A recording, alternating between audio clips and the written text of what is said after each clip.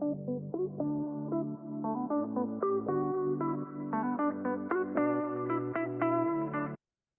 there. Today I'm going to talk about selling on your store thinking versus Amazon thinking.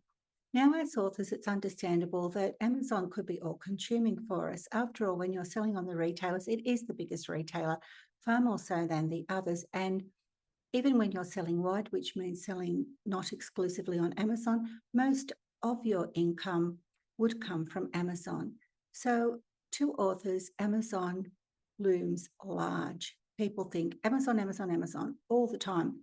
Now, when you start selling in e-commerce, you're going to have to put Amazon out of your mind. And I say it in my course. It's in the 6th lecture in my Start Now section at the beginning of my extremely long course.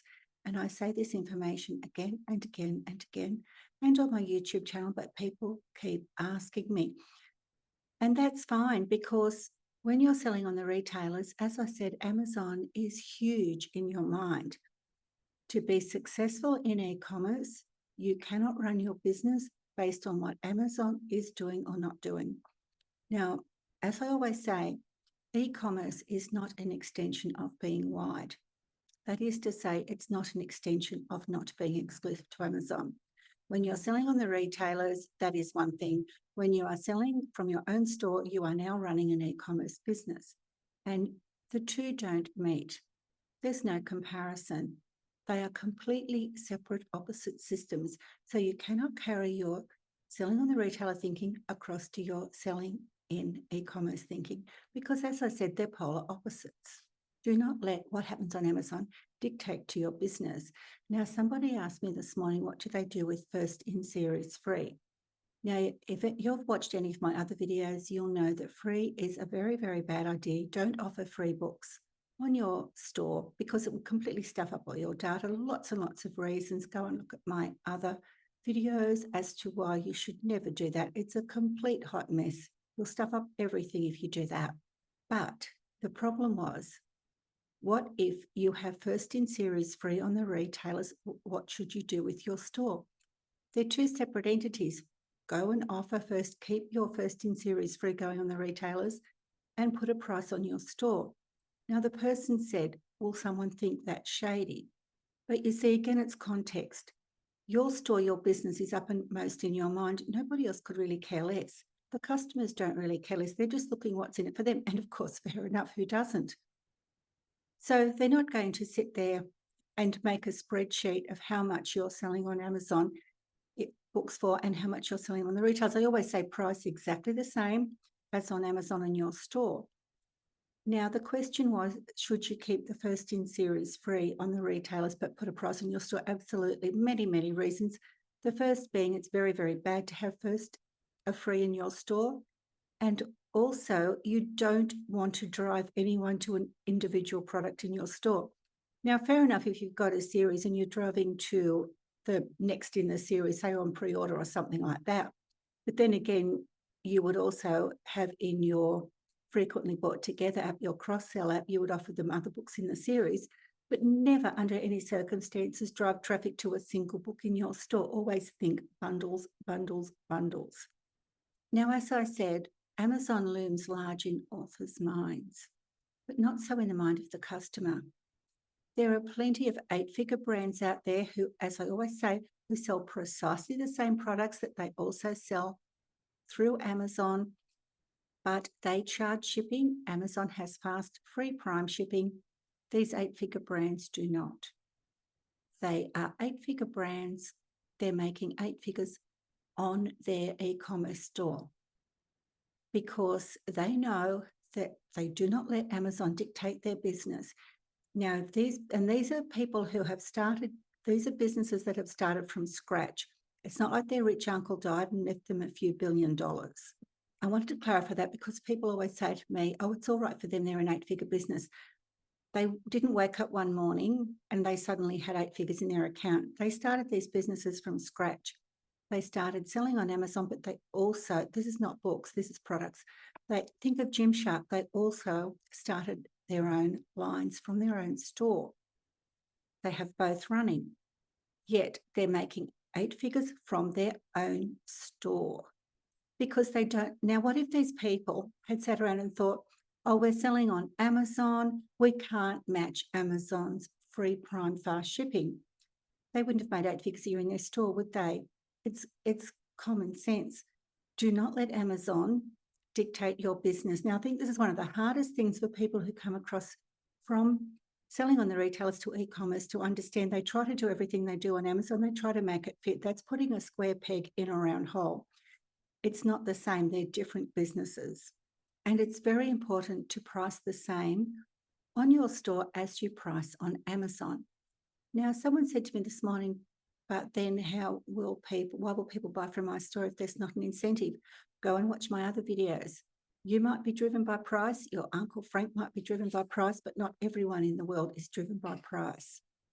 And besides, that is a hot audience question. Go and watch my videos on audiences. I shall repeat this. Hot audiences are people who have bought from you. They have already bought your books on the retailers or in your store. Warm audiences are people who know you exist, but they haven't yet bought from you. They could follow you on Facebook or Insta, TikTok, whatever. They know you're alive. They know you write. They know what you write, but they haven't quite bought yet. Cold audiences are people who have never heard from you. You could be a blue alien from Pluto for all they know or care. They don't care because they've never heard of you. They are cold audiences. Cold audiences don't know what you're doing on Amazon because they've never heard of you. So when they come across your store, they're not going to look and go, oh, I wonder if this person's selling these products cheaper on Amazon. It'll be the last thing on their mind. They've never heard of you. They don't care. If they see your ad and you have good hook information that go through to your store and you have your hook information above the fold rather than some dreadful image saying how to download, that should not be above the fold, should not even be on your product page. It's bad for SEO. It's against WC AG2 guidelines and regulations, but I digress. If they come across your store, you've got a properly converting store, they're going to buy from you. They've now heard of you. They are now a hot audience. There are zillions and zillions of cold audience people. Then it narrows down to warm, then it narrows down to hot. You don't stick with the hot audiences you have and just keep going over and over again. You have to bring in cold audiences. And when you're on the retailers are bringing in cold audiences for you and you don't even know about it because until you have an e-commerce store, you wouldn't know what cold audiences are. But that's the way it works. Go and watch my video on audiences. But back to the point, price the same as you price on Amazon and the other retailers. Keep your prices across the board. Do not price them for less on your store to try to get some price-driven person to buy from you. If they're that price-driven, they're not going to buy bundles from you, are they?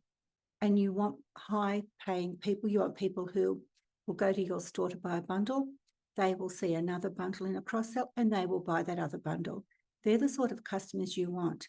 You don't want to be desperate out there with your cap in hand trying to get pennies.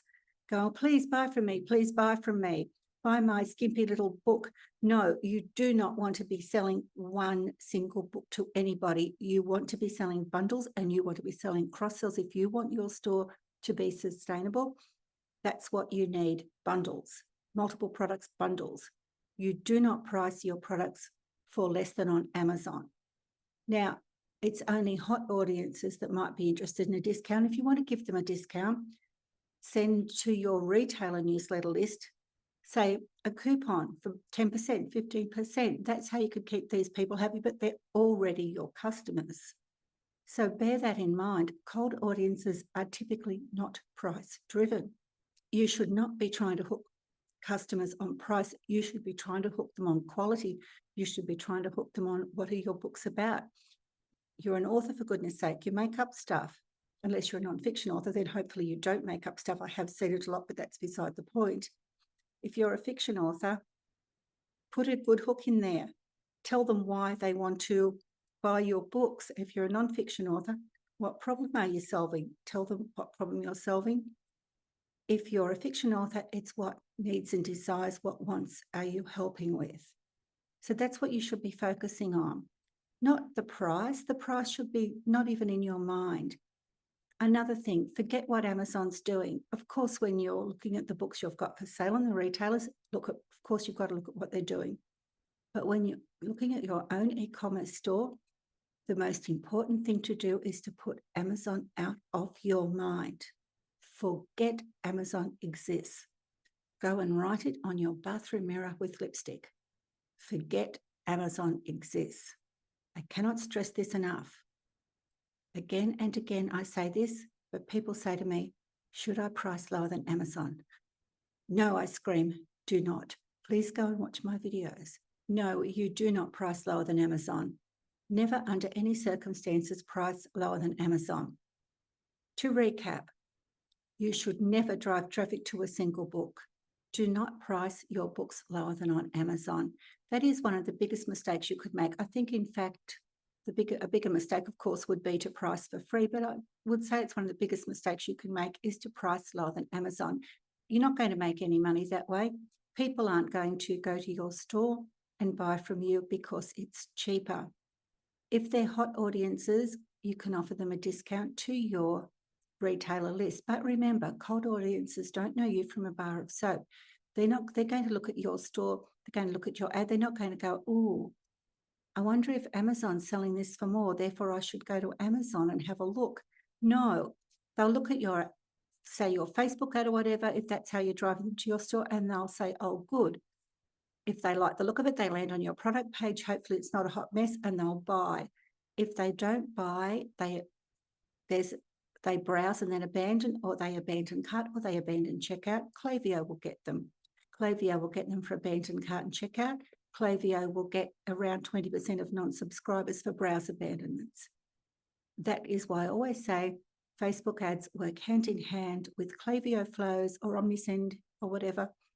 But whatever you do, don't use MailChimp, MailerLite for your e-commerce store, but that's an aside, back to the point. And the third leg of the chair, as I'm always saying, is your product page. So they're the three things you need: a good product page, you need your Klaviyo, OmniSend, whatever, flows in place, and Facebook ads, if you're using Facebook ads. So when there's cold audiences, say if you're running an ad, your Facebook ad, they will go to your store. Hopefully you've got a good product page, and they will buy. They won't know that you've got anything on Amazon because they've never heard of you. So it's not logical. It's not in the slightest bit logical that you're going to drive them there because they're cheaper. That is a misunderstanding, the most basic misunderstanding of audiences, and you need to understand audiences in e-commerce because everything revolves around audiences. Super important. Do not price lower than Amazon. I will link to my video on audiences below, but I also have some other videos on pricing, which would be a good idea to go and have a look at as well. And of course, I cover this extensively in my course, and I'll also link to my free training below. Okay, that's all for now. Please like and subscribe.